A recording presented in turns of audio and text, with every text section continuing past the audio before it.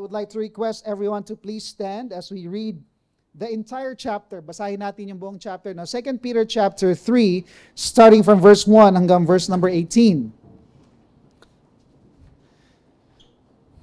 Basahin po natin ang sagutan. 2 Peter chapter 3, I'll start with verse 1. Sagot po kayo sa verse 2. And sagutan tayo hanggang matapos natin until verse 18.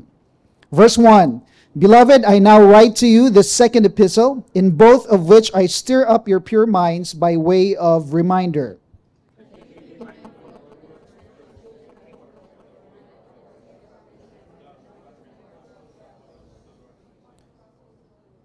Knowing this first, that scoffers will come in the last days, walking according to their own lusts.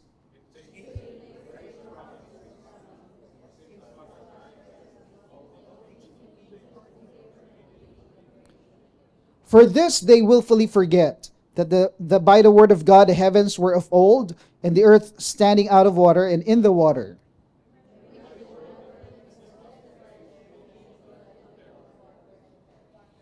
But the heavens and the earth, which are now preserved by the same word, are reserved for fire until the day of judgment and perdition of ungodly men.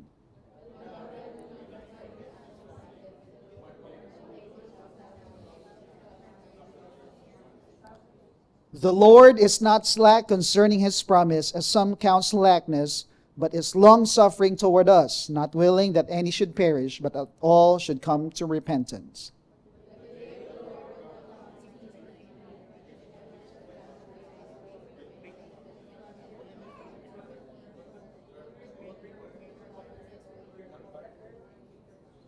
Therefore, since all these things will be dissolved, what manner of persons ought you to be in holy conduct and godliness?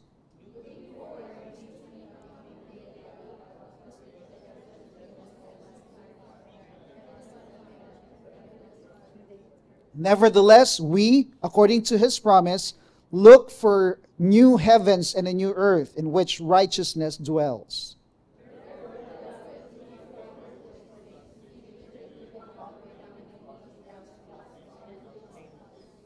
And consider that the long-suffering of our Lord is salvation, as also our beloved brother Paul, according to the wisdom given to him, has written to you.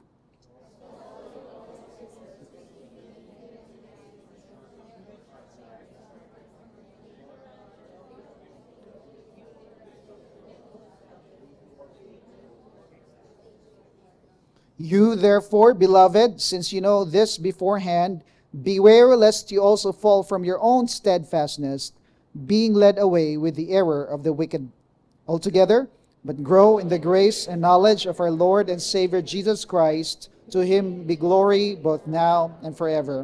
Amen. May the Lord add blessing to the reading of his word. Manalangin po tayo. Panginoon, salamat po muli na kami po ay inyong tinipon bilang inyong mga anak, bilang isang iglesia, upang purihin kayo at sambahin kayo. Salamat sa inyong protection, sa inyong safekeeping, sa amin at sa buong region na to sa nagdaang mga araw, na kung saan we were somewhat overwhelmed with the situation, especially a few days ago.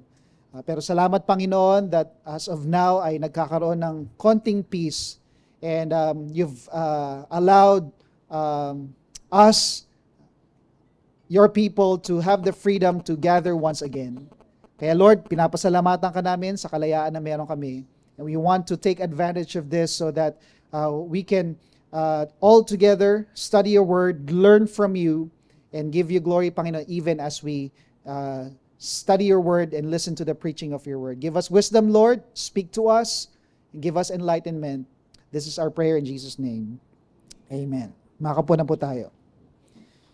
So, dito po sa passage na to, we've considered the last time two attributes of God. No?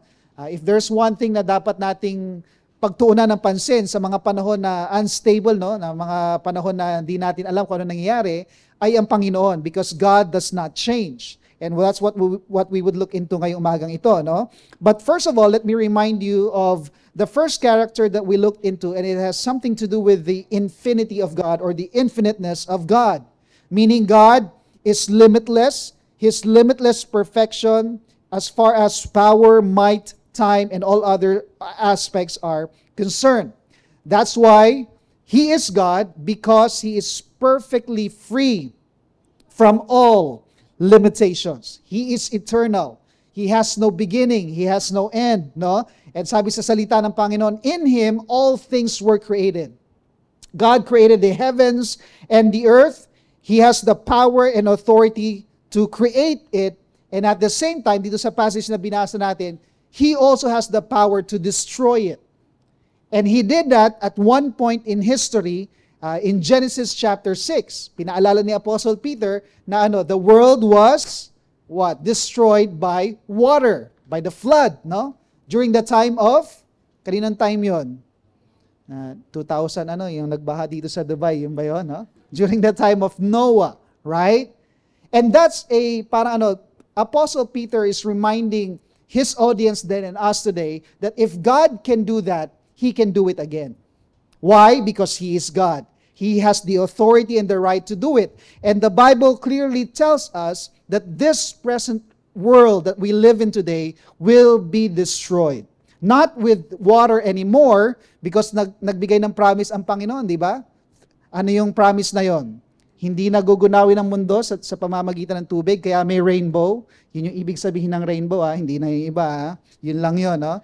But, sabi sa salita ng Panginoon, according to the Apostle Peter, this world will be destroyed by fire. Okay. Kailan mangyayari yon? Pag bumalik ang ating Panginoon sa second coming ng ating Panginoon. So God, we can see there God's infinity and His authority because He is God, no? And then secondly, ay tinignan po natin yung impartiality ng ating Panginoon or yung justice ng ating Panginoon. Sabi natin because God is holy, He is righteous, and He is just, no? He hates sin and He will punish sin. And God will pour out His wrath, no? Full wrath upon sinful mankind pagdating, no? Yan po yung mangyari sa pagbabalik ng ating Panginoon, no? He will punish sin. And that is rightful for God to do. It is a righteous thing for God to do because He is God, He is holy, He is just, and He is righteous. Kaya pag titingnan natin yung 2 Thessalonians chapter 1. If you look at 2 Thessalonians chapter 1, starting from verse 3 on to 10, may binanggit si Apostle Paul patungkol dyan. And if you would look at verse number 6, sabi doon, since it is a righteous thing with God to repay with tribulation those who trouble you. No? Righteous ang Panginoon. No? Kung ano yung karapat dapat, ibibigay niya. And sa makasalanan, anong karapat dapat na ibigay ng Panginoon? Judgment, wrath ng ating Panginoon. Then when you go to verse 8, sabi niya, in flaming fire, taking vengeance on those who do not know God, on those who do not obey the gospel of our Lord Jesus Christ, these shall be punished with everlasting destruction from the presence of the Lord and from the glory of His power. Kailan yon? When He comes in that day. No? So darating ang panahon na God will judge the wicked. We live in a time na parang yung question sa salita ng Panginoon, the $1 million question, why do the righteous suffer? And why is it that sometimes, or most of the times, the unrighteous are blessed? No? Samantalang sila yung makasalanan, di ba? Although lahat naman tayo makasalanan, pero tayo ay ni-redeem ng Panginoon, pinatawad ng Panginoon, no? Pero bakit ganon? Parang hindi sila pinaparusahan ng Panginoon, parang pinagpapala pa. Okay? Well, we live in a very crooked world right now, no? Pero darating ang panahon na sa pagbabalik ng Panginoon, He will what? Execute His righteous judgment. Especially to those who sabi ni Apostle Paul, to those who persecute us, to those who do evil against us, no? Yung mga anak ng Panginoon, no? Now, why will God do that? Because He is just, He is righteous, no? And at the same time, He is gracious and merciful. He is just and righteous to the unbelievers as He executes wrath and judgment, no? And sa ating mga believers naman, He is still righteous and just as He executes yung mercy and love niya, grace niya, because of the Lord Jesus Christ, no? Na alam natin, nung tayo tumanggap sa Panginoon, nung ang Panginoon ay namatay sa krus ng Kalbaryo, yung wrath ng Panginoon na dapat sa atin, kanino niya binigay? Kay Jesus Christ, when He died on the cross. Kaya salamat sa Panginoon that when He returns, we will not receive His wrath. But what? We would receive, we would receive Him, and He will receive us unto Himself. Kaya sabi ng Panginoon, so that where He is, there we might be also forever. No? So yun yung makikita nating ilang mga characteristics ng Panginoon sa ating passage. And this morning, I would like to focus on the third attribute or characteristic, and it has something to do with the immutability of God. Okay? God is immutable. Sabi mo sa katabi mo, immutable. Hindi po yan yung Arabic na parang hummus na sausawan, no, na eggplant, no? Mutabel yun, okay? Itong immutable, ano bang ibig sabihin nito, no? Pag sinabi natin immutable, it means that God does not change in any way, no? Malachi 3:6 says, He declared, I am the Lord, I do not change. Then when you go to Hebrews chapter 13, verse 8, Jesus Christ is the same yesterday, today, and forever. So our Lord, our God is immutable. He cannot change and He does not change. And we can find that truth in our passage. No? May tatlong bagay po tayong titignan ngayong umagang ito. Number one, we can see the immutability of God in relation to His promise. Because the Lord is true to His promises. The Lord is always true to His promises. Now look at verse number 9. Anong sabi po dyan sa verse number 9? Sabi sa verse number 9, the Lord is not slack concerning His promise. Okay? The Lord is not slack. Anong ibig sabihin ng slack? No? Sa original po na Greek word, braduno, it means to delay, to be slow, or to tarry. Okay? So ibig sabihin, sabi ni Apostle Peter, God, as far as God's promise is concerned, anong promise yun? Yung kanyang muling pagbabalik, okay? He is not slack. Ibig sabihin, He is not delaying, He is not slow to fulfill it, okay? But actually, He will fulfill it in His perfect time. Because ang plano po ng Panginoon, ang timing ng Panginoon, hindi nagbabago, okay? And He is always true to His promise and He is faithful to His promise. In other words, pag sinabi ng Panginoon, anong gagawin niya? He will fulfill it. Why? Because God is faithful. No? Look at 2 Corinthians chapter 1, verses 18 to 20. 2 Corinthians chapter 1, verses 18 to 20. Sabi ni Apostle Paul sa 2 Corinthians chapter 1, verses 18 to 20, but as God is faithful, our word to you was not yes and no. For the Son of God, Jesus Christ, who was preached among you by us, by me, Silvanus, and Timothy, was not yes and no, but in Him was yes. In Christ, sabi dyan, no? It was yes. For all the promises of God in Him, in Christ, are a what? Are yes. Sabi mo sa katabi mo, yes. Yan, no? And in Him, amen. Sabi mo, amen. And to the glory of God through us. No? So, as far as God's promises are concerned, okay, and God is concerned, okay, He will fulfill His promises. Amen? Because why? He is faithful.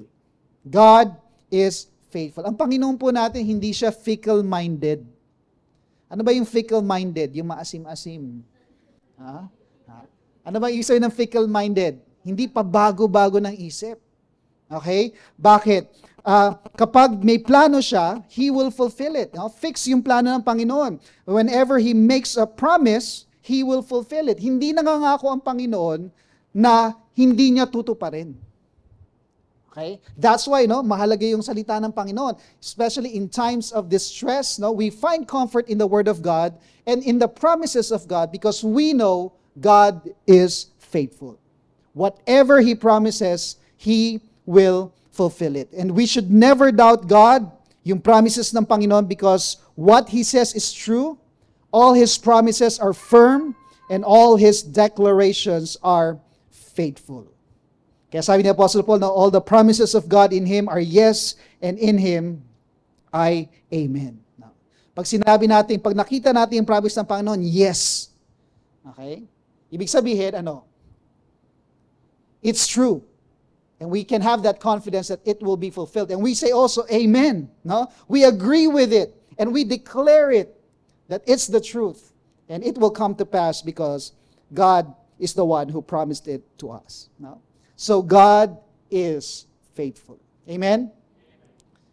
Ang nagiging problema lang natin in relation to the promises of God is that oftentimes we doubt Him and His promises. Meron tayo yung tinatawag ko na doubtful or doubting problem. We have a doubt problem as far as God is concerned and His promises are concerned. Even though over and over and over again in our lives, napatunayan ng Panginoon na faithful siya. Di ba? Minsan nga, paulit-ulit na lang parang yung Israelites, no? Na God will provide their needs, God will protect them, God will guide them. Papatunayan ng Panginoon, and then after ilang panahon lang, magre-rebel kaagad ang Israelites sa Panginoon, no? They would question God, they would complain to God through Moses. Di ba? Kaya anong sabi ng Panginoon sa kanila? You stiff-necked people. How can you easily forget? Who am I and the things that I have done? No? So oftentimes, that is also true with us. No? We doubt yung promises ng Panginoon. Yung kanina, yung minsan sa pagbibigay natin, hindi tayo makapagbigay because parang talaga bang totoo ang Panginoon sa kanyang promises.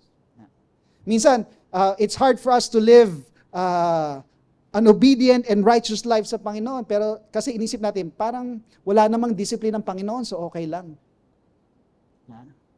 Pero makikita natin na kung ano yung sinasabi ng salita ng Panginoon ay totoo, and we cannot mock God. Because God is faithful and He is true to His promises. So that's why we should never doubt God and His promises to us. We can and we must fully trust God because He is always true to His promises. Because God will never let us down. He will never let you down. Most of the times, tayo yung we let God down. Right? But God will never let us down because God is faithful and He is always true to His promises. 2 Timothy chapter 2, verses 11 to 13 says, "This is a faithful saying, for if we died with Him, we shall also live with Him. If we endure, we shall also reign with Him. If we deny Him, He will also deny us. If we are faithless, He remains faithful. He cannot deny Himself." Salamat sa Panginoon, yung kanyang faithfulness hindi nakadepende sa atin. No? Yung pagtupad niya na kanyang pangako hindi nakadepende sa atin. Okay? Because He cannot deny Himself. He will always remain true to His promise. So never doubt the person of God and the promises of God. And when God says, Jesus Christ said, "I shall return," hindi lang si MacArthur ang nagsabi noon. Okay? Ginaya niya lang yung kay Jesus. No? Pag sinabi niya, "I shall return," He will return. Okay? Okay, we should never doubt yung promises ng Panginoon. Alam nyo, itong doubt problem, that's the root cause of all of the problems that we are experiencing right now. Alam niyo kung bakit? Kasi again, if you would go back in the Garden of Eden, yung sa ating victorious Christian life, anong unang-unang binato ni Satan kay Eve? Doubt. Did God really say? And the moment there's doubt, you entertain that doubt, then you will start to distrust God. And when you distrust God, it will lead to what? Disobeying God. Okay? So never doubt the promises of God, no? Because God is immutable. He does not change. He is true to His promises. Even when we are faithless, remember that He remains faithful. So the Lord is true to His promises. Secondly, the Lord's timing is perfect. The Lord's timing is perfect. When God fulfills His promise or His promises, He always does it in His perfect time. Laging perfect po ang timing ng ating Panginoon. He is never too late, and He is never early as well. He is always on point, and He is always on time. Perfect po lagi ang timing ng ating Panginoon. So that's why when God fulfills His promises to us, He will do it, He will fulfill it at His perfect appointed time. Kaya minsan, parang minsan pag nananalangin tayo, parang isip natin, parang delayed naman yung sagot ng Panginoon. Hindi late, hindi delayed ang Panginoon. Perfect lagi ang timing ng Panginoon. And when He answers our prayers, it's always on point and on time. Right? Okay? And that is especially true when it comes to the second coming of the Lord Jesus Christ. No? So never doubt the timing of the Lord kasi perfect palagi yan. Okay? Minsan lang, ang nagiging problema din natin is, in relation to God's timing, is we become demanding. Nagiging demanding tayo sa Panginoon na para ang tingin natin sa Panginoon, genie. Lord, alam ko, you will fulfill your promises, pero I want you to fulfill your promises according to my ways and according to my timing. Lord, ibigay mo na ngayon. Pero pag hindi binigay ng Panginoon, nagtatampo, kala ko ba, Lord, faithful ka? Yeah. Minsan, yun ang nagiging problema natin. Parang, ang nangyayari, tayo yung nagiging Diyos ng buhay natin. That we forget that God is God and He's the one who has absolute authority over our lives. So God will fulfill His promises in His own time and in His own way. And in relation to the second coming of Christ, totoo yan. Kaya sabi ni Apostle Peter sa verse number 8, the Lord is not slack concerning His promise, verse 9. And when you go back to verse number 8, sabi doon, that with the Lord, one day is 1,000 years. And 1,000 years is but a one day with the Lord. Anong ibig sabihin nun? Ibig sabihin, yung timing ni Lord, iba sa timing natin. Di ba? Sa atin, baka one day lang siya. Baka sa Panginoon, 1,000 days siya. 1,000 days sa atin, pero sa Panginoon, one day lang. Ibig sabihin, the main idea there is that our timing is different from God's timing.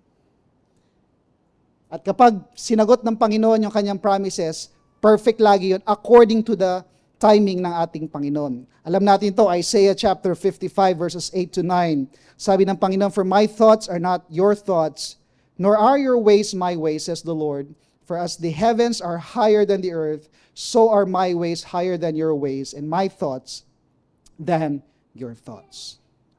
And that is true as far as timing is concerned. No? God's timing is different from ours. May sariling timetable ang Panginoon. And yung timetable na ng Panginoon na yon, hindi na di-delay, hindi na advance according, perfect pa rin yung timetable na yon ng ating Panginoon. It can never be thwarted.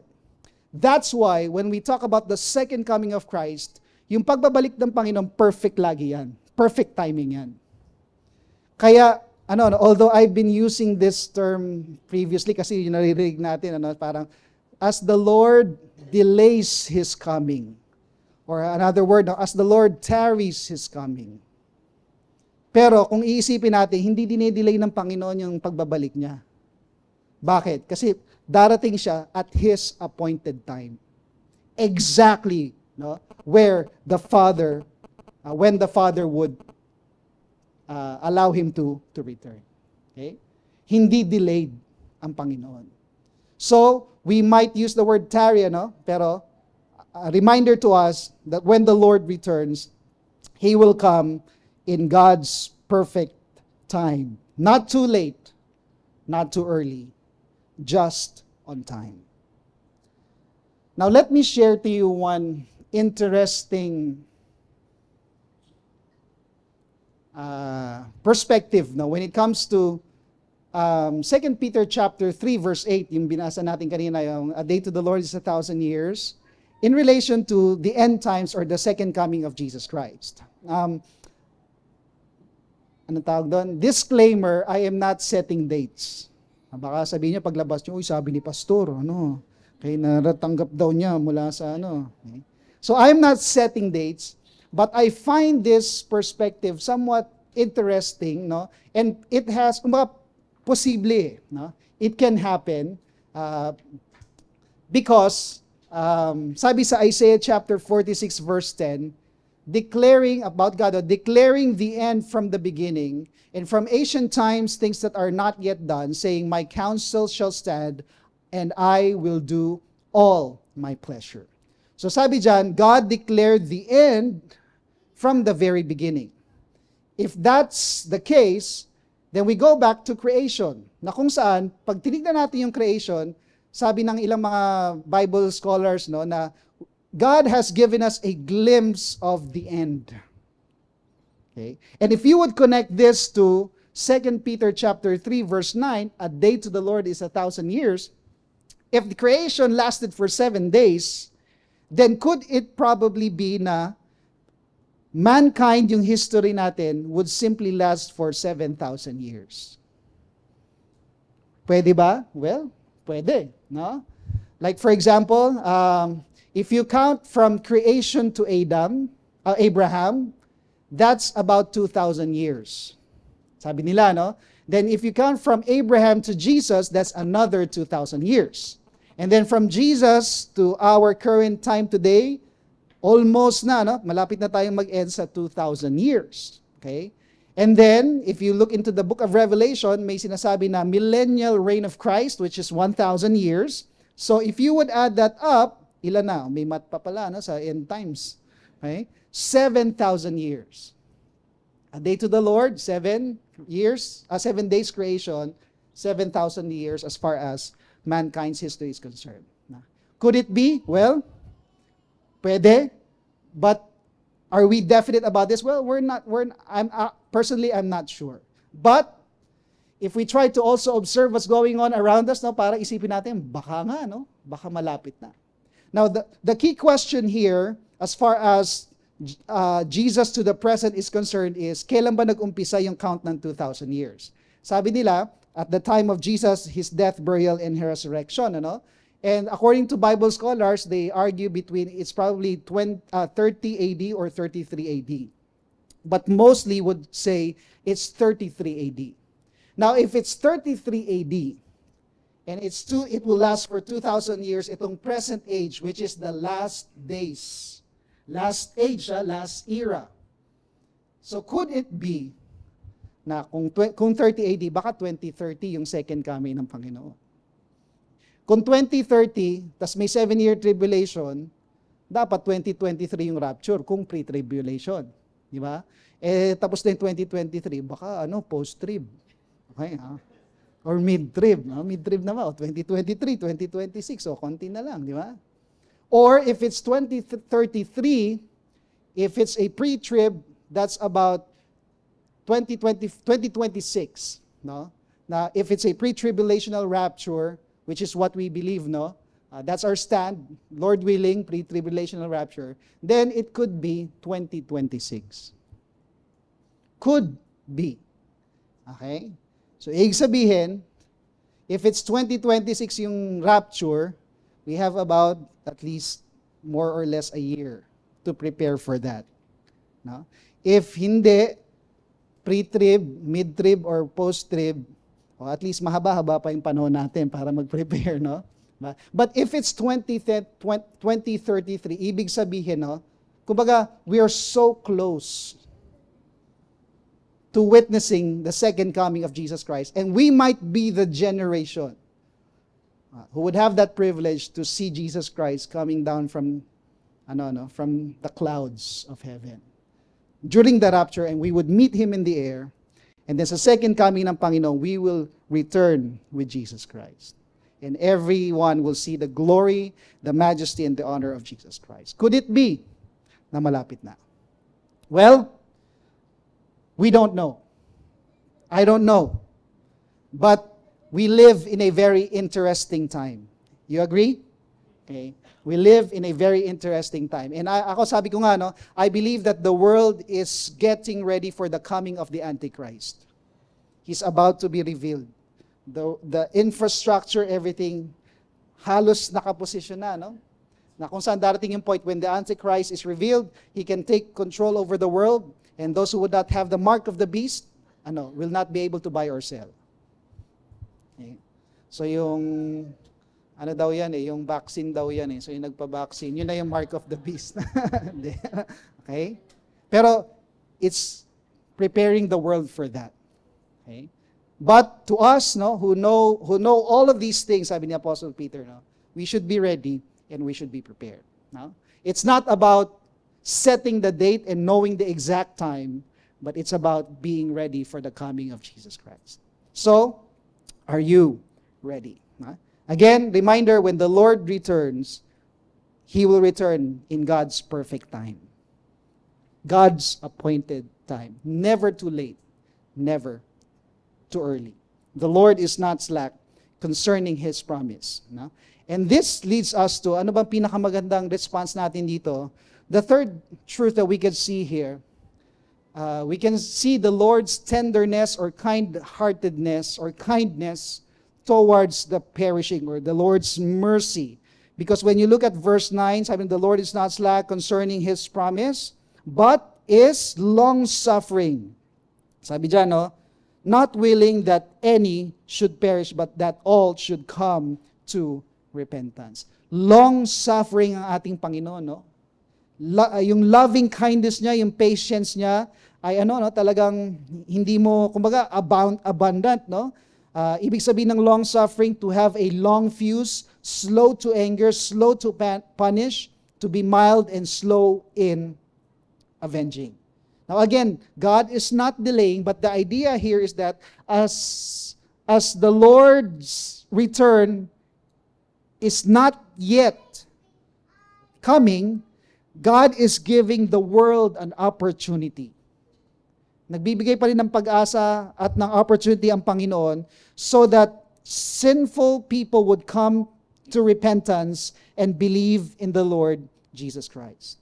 So habang hindi pa binubuhos ng Panginoon yung wrath niya sa mundo, ibig sabihin, there's still time for people to what?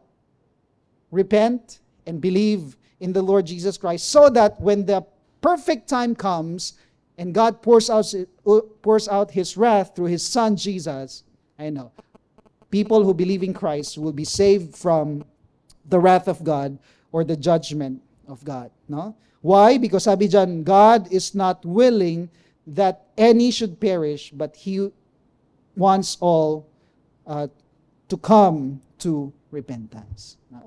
Gracious and merciful pa rin ang ating Panginoon, na nagbibigay siya ng opportunity for everyone to be saved and to know the Lord Jesus Christ. And this is a reminder to all of us believers. No? Habang hindi pa dumarating ang ating Panginoon, andyan yung opportunity for people to come to Christ. But the Apostle Paul said in Romans chapter 10, anyone who calls on the name of the Lord shall be saved. But how can they call on Him in whom they have not believed? How can they believe in whom they have not? And how can they hear without a preacher? Turo mo yung katabi mo, preacher. Okay, Bakit? All of us are sent by God, to preach the gospel. Kaya sabi sa verse 15, how beautiful are the feet of them that bring glad tidings of peace, to people. Tignan mo nga yung paa ng katabi mo, maganda ba? Okay? In other words, saan man tayo dalhin ng paa natin, dapat dala natin yung gospel. And when we preach that gospel and the person hears it, receives it, and believes in Jesus Christ, alam niyo sasabihin niya, salamat sa Panginoon, pinadala ka niya sa akin. Ang ganda ng paa mo. Di ba? Buti na lang, di ba? Parang Narinig niyo na ba yan? Parang anghel ka mula sa langit. Yan, no? Hindi lang sa pag-ibig totoo yan, no? Pati sa relationship sa Panginoon. No?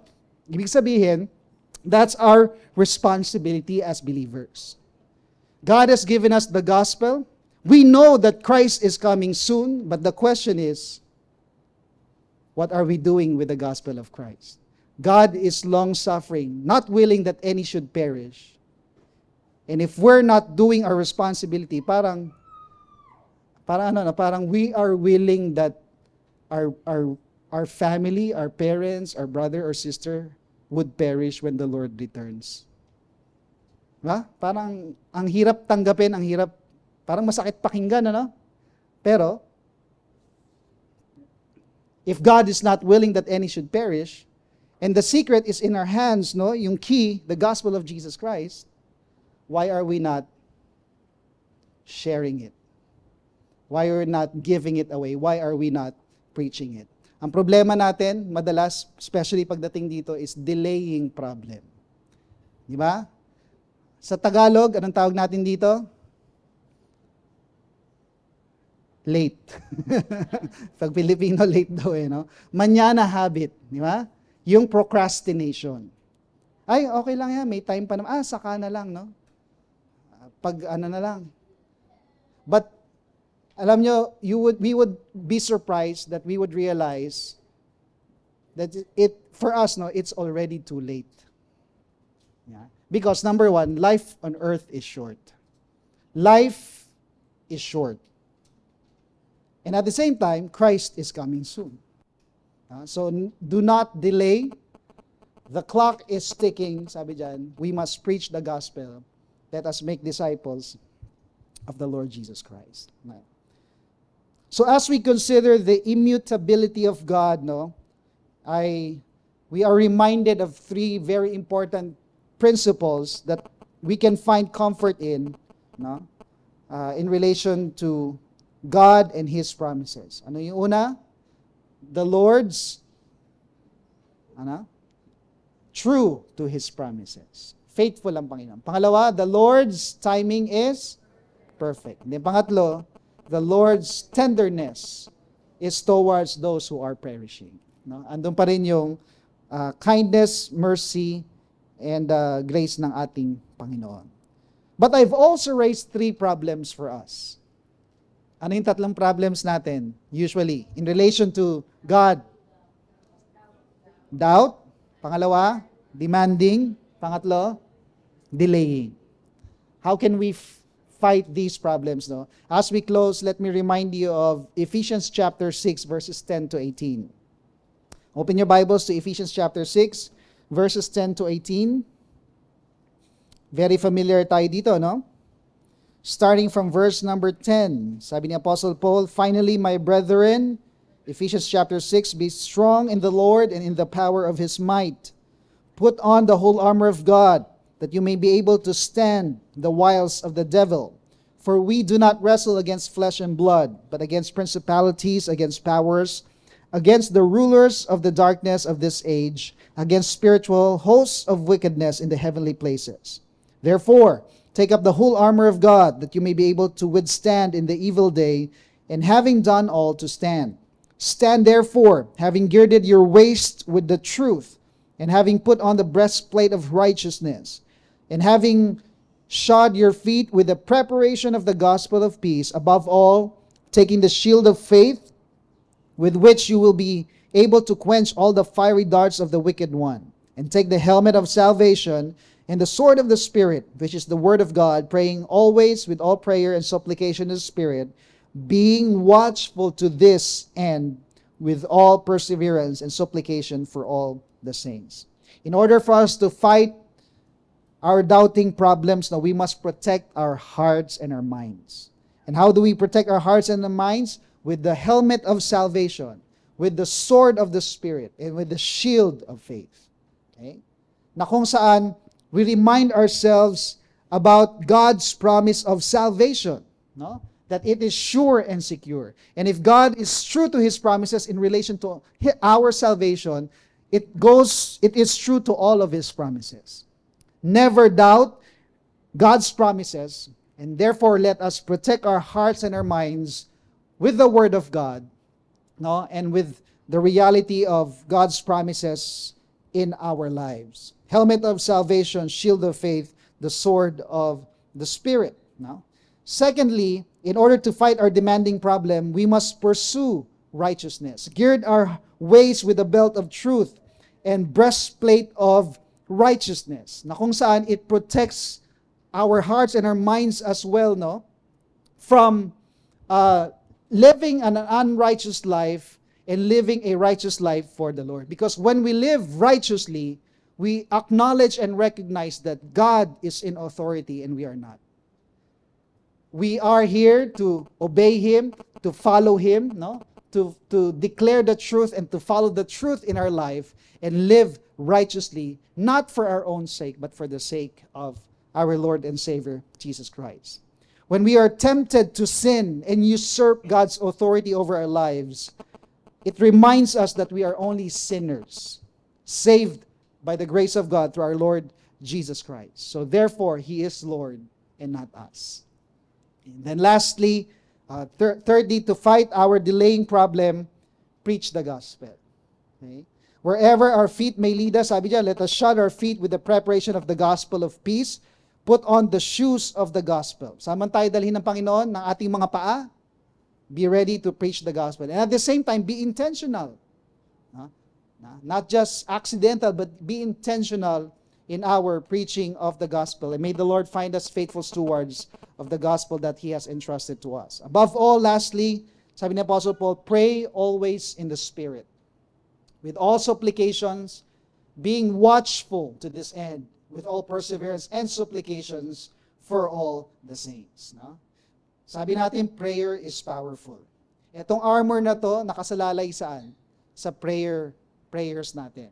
Because that's where the power comes, no? Through our prayers. Yan yung sikreto natin. No? And that's why we must be watchful and prayerful because yes, Jesus is coming. And He's coming soon. Manalangin tayo, Panginoon, maraming salamat po sa mga katotohanan mula sa inyong salita. Pagpalain niyo ito sa aming mga puso at isipan. And may it not only remind us that your coming will take place and it might come really soon, but it should also inspire us to live our lives expectantly waiting for your coming, by living righteously, pursuing your will in our lives and through our lives, especially in relation to the gospel, so that more and more people would come to the saving knowledge of our Lord and Savior Jesus Christ. So Lord, bless these truths in our hearts. And I just pray, Lord, that you would prepare us, ready us for your soon return. May your grace abound in our lives. In Jesus' name we pray. Amen.